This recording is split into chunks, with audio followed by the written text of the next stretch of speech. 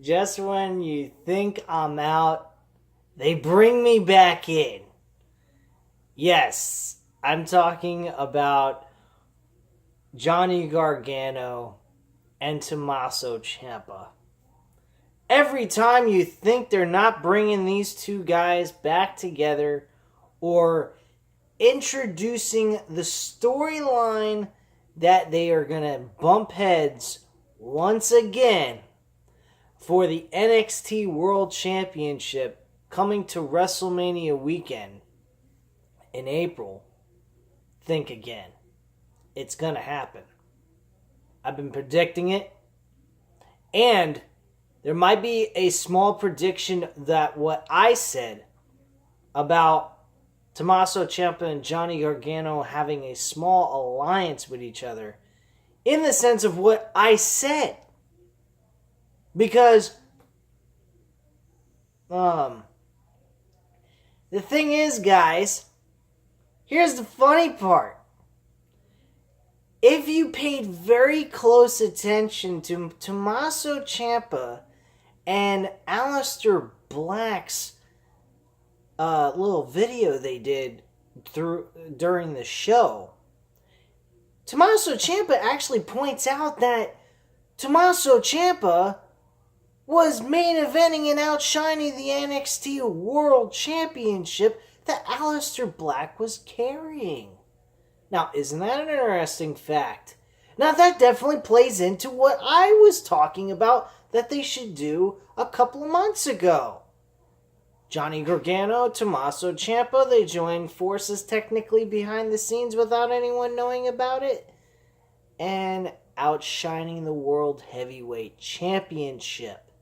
Basically making themselves more important than whoever was holding the world title. Making them second class. Ladies and gentlemen, get prepared for a storyline breaker that I predicted that could come true. My God, I am fucking good at this shit. Because, truth to be told, the way it looks exactly the way I predicted it.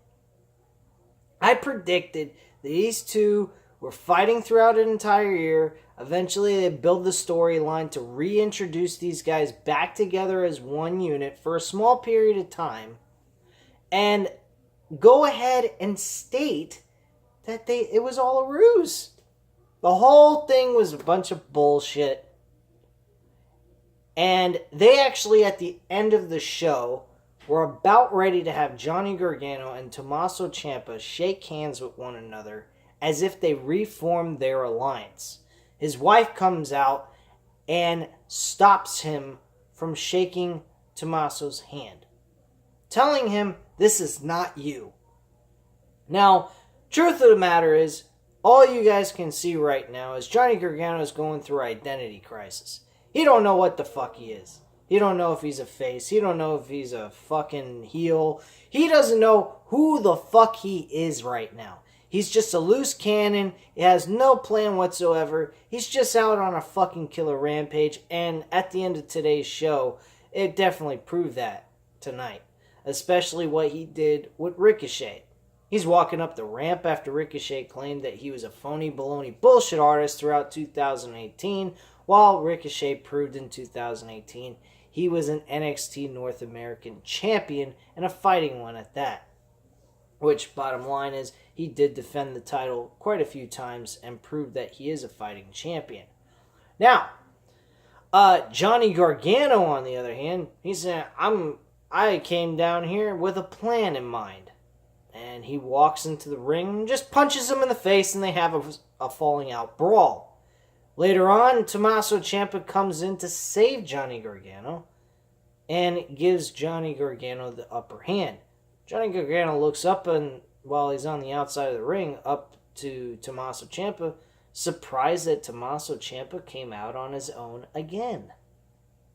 Well, Aleister Black came in and he interfered, and Johnny Gargano returned the favor and gave him the upper hand as well, making people think that he just shook hands with the devil. as Tommaso Ciampa is claimed to be, apparently, in the NXT. Like I just said, he was about to shake his hand. His wife comes out of nowhere, appearing, and I was thinking to myself during this show, where is his wife in all of this? Like, where has she been? She came off looking like she's Death Impaler, looking like she came from the Grim Reaper.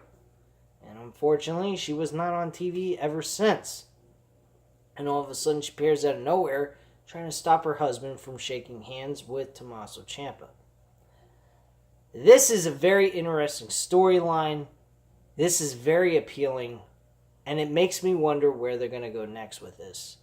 They could definitely go with what I predicted, which I hope they do. I think it would be fucking unbelievable. Taking a storyline within a storyline, I think would be fucking unbelievable. A total mindfuck, if you will. Another thing that I'd like to point out, Oney Lorcan and Danny Burch competed tonight in the opener match. I absolutely fucking loved it. Absolutely enjoyed them facing Fideli Anelli, I forgot their fucking names, and Marcel Bartel. What a fucking awesome tag team matchup, may I add. I fucking loved it. I'm glad that Oney Lorcan and Danny Burch walked away victorious because, like I said, I predicted that these two should be facing the Undisputed Era at the NXT TakeOver event for the WrestleMania weekend. Honestly, that is what needs to happen. These guys need to bout heads again. Unbelievable matchup. Even by their opponents, they were fucking unreal. They made them look really good. Whoever produced this matchup between these two guys, these two tag teams, very impressive by making also the losers look good in the process. Not making them look like, walkovers and some enhancement talents helping, jobbers just helping another tag team look good, and that's it. They looked like winners too. There's no doubt about it. This match was so damn close, it was hard to call who was going to walk out victorious. I actually thought that Oney Lorcan and Danny Burch were going to lose this fucking match just by the way things looked. But at the end, they pulled off an amazing victory. I believe Annie Lorcan picked up the victory for his team, got the 1-2-3, and they walked away victorious with this matchup. Unfucking believable match. Loved it. The other match that I saw on the show was Io Shirai and Kairi Sane competing in a tag team match against two other tag team enhancement talents. They looked like absolute shit. One-sided beatdown.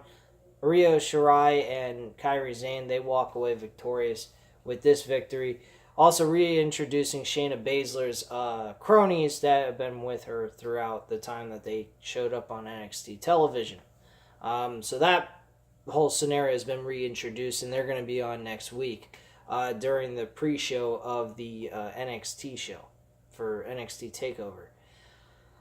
So let's see, what else do we have? Oh yeah, Velveteen Dream. He actually had a matchup tonight. We got to see him against a good in-ring talent, Bobby Fish. Good matchup. Solid victory by Velveteen Dream.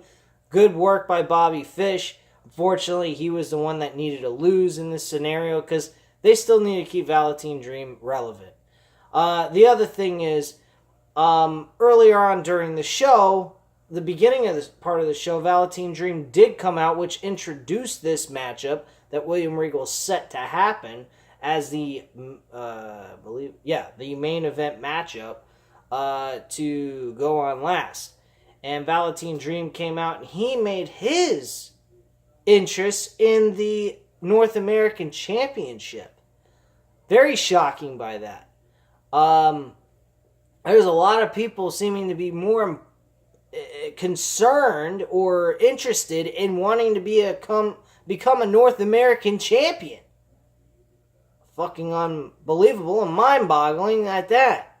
Why would they be interested in a North American Championship when they got Tommaso Ciampa, the reigning world heavyweight champion that seems like nobody can fucking beat. Very weird. But they're making that title seem as important as the world heavyweight title, but and at the end of the day, that's not bad. Because, I mean, if they wanted to give the NXT World Champion a night off for a takeover event, just for the sake of protecting him and keeping him from getting injury. They could always take him off that event and have him do a live, do an NXT Television World Championship title defense instead. Any, different possibilities, making every title seem just as important as the World Heavyweight title is a good thing. I feel that way because of the fact that everyone gets an opportunity and a shot at the pie to be in the main event of a takeover pay-per-view or anything like that. I think that is the most important thing in the world, is making every title seem important. Like as if the world title wasn't there and they just had those, minor titles, they can be made into world championship material type belts as a main event on a takeover event or whatever pay-per-view you want to talk about. Whatever the case may be. I think on any brand, each title should be important. Like UFC, every weight class that has the UFC world title in that weight class is important. Every one of them, anytime you watch a UFC event, you see the title, it's the main event. Unless there's two world championships being defended. Such as like the whichever one's billed more important than the other. That's my point. And that's what they should do in professional wrestling. They need to make every title seem important because that is what needs to happen. If you can't get other guys to appear in the world title picture in a main event, and the only thing you can really fit them into is like an Intercontinental United States Championship, or in this matter being in the NXT brand, the North American Championship, which I think is very prestigious. Everybody seems to want to go gunning for this belt. And on top of it, Ricochet is willing to defend it against anybody who wants to contend him for it. So by all means, that title can be put in a main event slot of a pay-per-view. But that's not here or there. Point being, Velveteen Dream is claiming target for that North American Championship. Bobby Fish is interested in the North American Championship, and Adam Cole, which are both part of the Undisputed Era. Really, to be honest with you, Bobby Fish should be going after the North American Championship. Adam Cole's had his run. He needs to move up to the world title. We need to see at the end of this year the Undisputed Era with every single world title. North American Championship with Bobby Fish. Kyle O'Reilly and Roderick Strong with tag team titles. I'm sure they're going to get those tag titles back again. And we need to see Adam Cole with a reign as World Heavyweight Champion in NXT. That is what we need to see. And then at that point, have them lose all three belts to somebody else and then move them into the main roster and have them as like an NWO type of takeover type feel to them.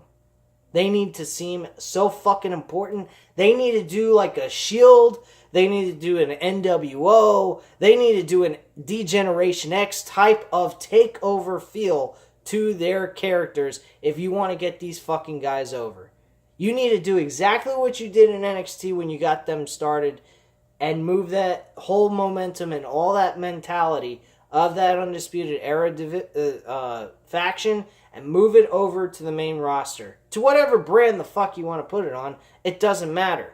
I think they probably fit better with SmackDown than they would Raw because SmackDown needs to have a sporting event type feel to it.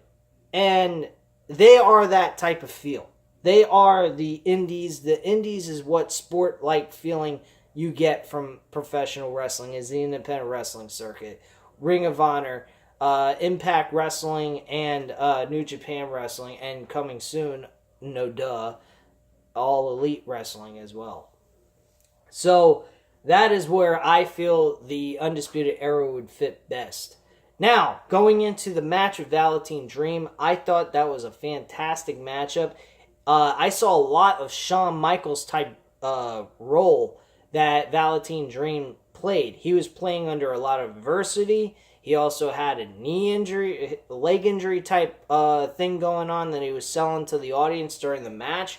That Bobby Fish did a leg bar on him, and he looked like he was selling the crowd with an injury. I think he did a fantastic job with trying to sell off to the crowd that he was injured with his leg.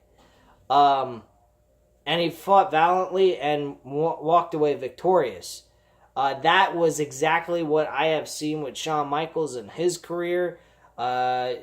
You can say even Macho Man Randy Savage has done that in some of his own matches that he's done before in his career. I mean, there is a lot of old school feel that I get from watching Velveteen Dream. He has a lot of charisma like Shawn Michaels. He has wrestling ability like Macho Man Randy Savage. This guy has got the whole old school feel to him that we need to see again. They need to make old school wrestling come back to life. That is what will get people interested in professional wrestling, because what we get now is just mockery and a joke. And that's not what fans that watch wrestling, that care about it, deserve. That's all I have to say on that. Anyway, guys, thank you for watching NXT's January 23rd, 2019 review. I hope you enjoyed it. Hit the like button if you liked the video. Hit the subscribe button if you're not already subscribed to the channel, of course. And leave a comment down below, and I'll definitely get back to you on that. Thank you very much for watching this video, and hopefully I learned how to talk properly eventually. You guys will start to enjoy my videos a little bit more with my speech impediment, I guess. But whatever, guys. Thank you very much for watching. I'm going ahead and hitting the hay, and I'll speak to you later.